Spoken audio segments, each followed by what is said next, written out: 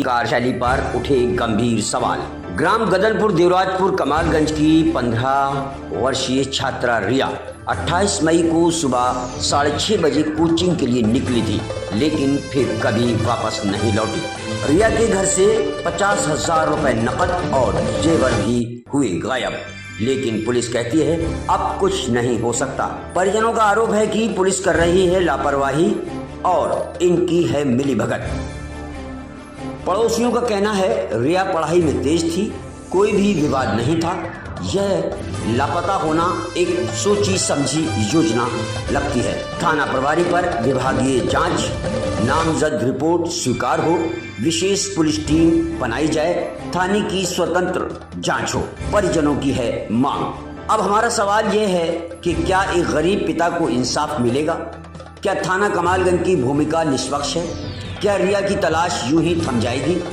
QP news से जुड़े रहें, जहां सवाल पूछे जाते हैं जवाब लिया जाता है। फर्रुखाबाद के कस्बा कमालगंज क्षेत्र की ग्राम गदनपुर देवराजपुर से क्यूपी न्यूज की ग्राउंड रिपोर्ट।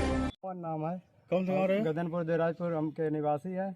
तो साहब मेरी एक रिया नाम की एक लड़की थी 15 साल की, नाबालिग। वो पढ़ने जाती थी कमालगंज, लेकिन वो घर से निकली तो रास्ते में से मतलब वहाँ से पता नहीं किसी ने उठा लिया, क्या हुआ। तो हमने थाने में तहरीर दी थानेदार साहब को, साहब कि वो हमारी लड़की मिल नहीं रही। 4 दिन हो गए सर, 2-3 दिन हो गए और वो गायब हो गई सर।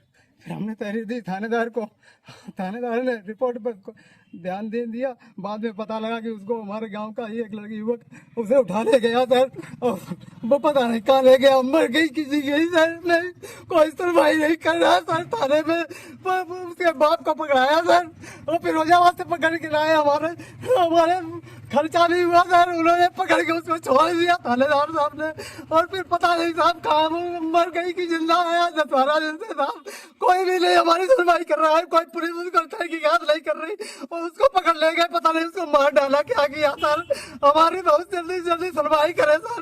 और बस यही मेरी रिक्वेस्ट है आप लोगों से, जो भी हमारी इस वीडियो को देखे साहब हमारी सहायता करें।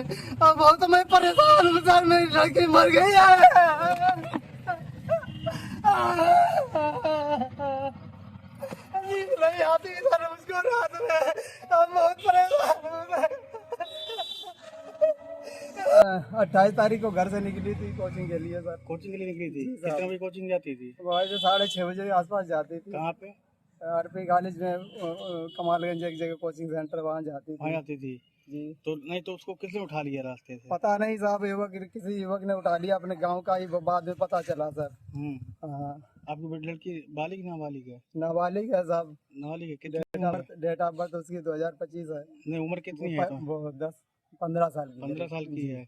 तो नहीं तो तुम्हें क्या जानकारी मिली? बाद में जानकारी मिली कि गांव का ही कल्लू नाम का इसका लड़का ले गया साहब, उठा के ले गया? जी साहब। कहाँ उठा के ले गया? अब पता नहीं, रास्ते से ही उठा ले गया साहब। रास्ते उठा ले गया हमारे जाते समय। तो आपको ये जानकारी कैसे मिली? जी ये जानकारी हमको एक लड़के ने बताया था, भैया बगिया के पास हमने देखा था जाते उसको, लड़की को। कैसे जा रही थी?